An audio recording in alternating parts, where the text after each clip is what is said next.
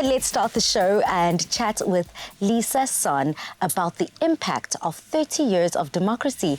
Welcome to The Loft, Lisa. Thank you so much. What a privilege to be here. You are truly looking bright and cheerful as we continue to celebrate our 30 years of democracy. Now, as we track back to the 27th of April, 1994, where were you?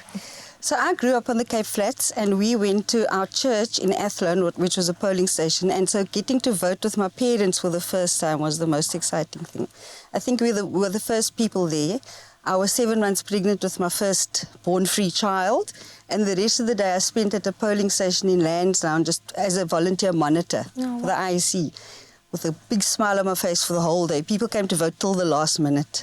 So it was a very exciting time. What do you think people's mentality was and their personal mental health was during that time? At the time, I feel like we were all hopeful because it was a long, hard-earned struggle to get to that vote, to that polling station in the first place. So along with many people, I felt it was a miraculous transition. It was peaceful. It was a negotiated settlement. And I think coming out of the frustrations and all the issues, the disempowerment of apartheid, everybody was positive. Absolutely. And then Nelson Mandela was voted as our president, our first democratic president. Now turning the tables on you, how are you feeling? I mean, you were pregnant, about to give birth. A lot was going on in your own life. But I was so excited because I think I got politically active very late, in the 80s. So by the time Madiba was released, there was just a euphoric sense of victory.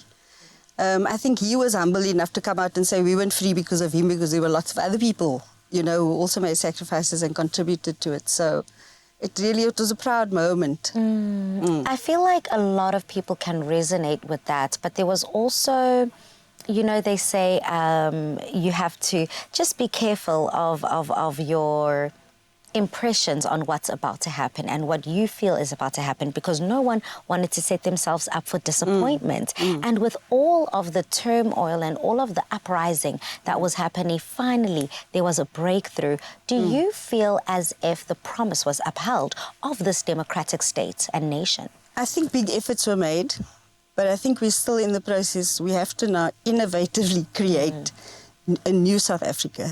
Not recreate a South Africa and repair it, create a new one.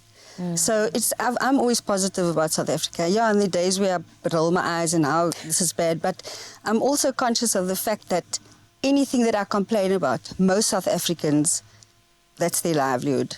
So always being conscious about being purposeful with privilege, with not messing up with our democracy, because that democracy is an obligation to all of us as citizens. I mean, I love making a social impact, being purposeful, doing something that's measurable.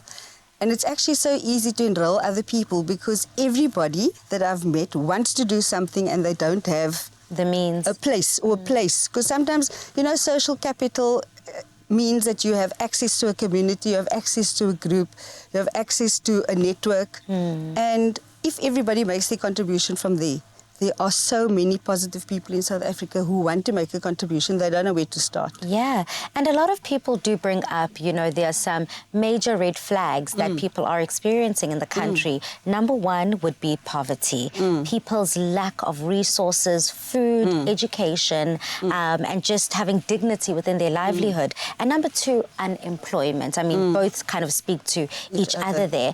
And we are looking to be positive. We are looking to look at the brighter side of things. How then would we be able to galvanize and just kind of change the narrative and the conversation? When I talk about innovation, it's also it's creative thinking. So there are many who are in need in South Africa, but we are also a very resourceful nation. There should be a strong emphasis on entrepreneurship. If you go into most communities, you find people who are entrepreneurs and have been doing it for many years. You know, food gardens, people sponsoring bursaries. So, I feel there are so many untouched areas which should build up an excitement. And of course, I'm not positive every day. Of course, many people just live, they go with it. Poverty is biblical. There's always going to be poverty. What difference am I making to poverty while I'm here? How else are we able to kind of look at not only keeping on your path, but finding innovative ways and creative ways that you've touched with to continue to make that change? At the moment, the most sustainable suggestion I can make is that we don't go and start a new NPO. Yeah. There are enough people doing it. Go and add your voice and your contribution to something that's already working. That's Because good. everybody thinks they must start an NPO or be a beneficiary organisation. There's so many people at work doing that already. Find out who they are. Social media is an amazing place to go, and it's like it's marketplace, but for something to do to make the country better for more people. Yeah. So that's my suggestion is don't hang on somebody else's coattails. If that's working, help them. You know, make your contribution in an existing space that works. Find something that communicates with you, resonates with you, and run with it. Yes. Be a partner Yeah. instead of a Absolutely. competition. Yes. Let's be allies together.